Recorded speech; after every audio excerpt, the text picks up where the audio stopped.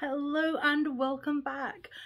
Quick apology that there wasn't a video last week. I have broken my wrist and last week I was due to film an episode to go live, but unfortunately I'd run out of the pre-filmed ones and I didn't have enough time to be able to film another one because it's in a little bit of pain. So I do apologise that there was a video missing last week. Hopefully going forward, fingers crossed, there shouldn't be any more missing episodes. So we're back on track and we're looking at Nettle and Bone by T.Kingfisher. Now, it's one of those books that I was just kind of, you know, when you're just browsing and you go, oh, you know, maybe I should, maybe I shouldn't buy the books. You know, maybe I'll add it onto my Amazon wish list for Christmas or birthdays, or maybe I'll buy it here, and 9 times out of 10 I buy it here. But I like the premise of it because the premise of it is this sister, she's the third sister, and her oldest sister has died. And they say it was an accident, but she'd married the prince, gone off and died.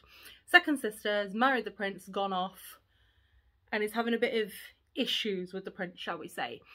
And the third sister, lovely Mara, she has been put into a nunnery while this is all going on, to kind of take her off the power play board, kind of. So she can't marry, she can't have an heir or anything like that. But should the second sister pass away, there's potential for a third sister. So basically what she does is she goes off on a quest to get the means to destroy the prince, to stop him hurting the sister that's still alive, and to make sure that there's no claims on her, basically. And I mean, she ends up in a weird sort of like little band of, as they do on adventures, they end up in like a weird little band. There's her, there's a chicken that's possessed by a demon, like legitimately possessed by a demon. There's a former knight as well that was in the fairy market and then ends up joining their little quest. There's a reluctant fairy godmother, and there's also the bone witch. So normally bone witches as well, in this book, bone witches are ones that sort of take care of the dead, can sort of commune with the dead.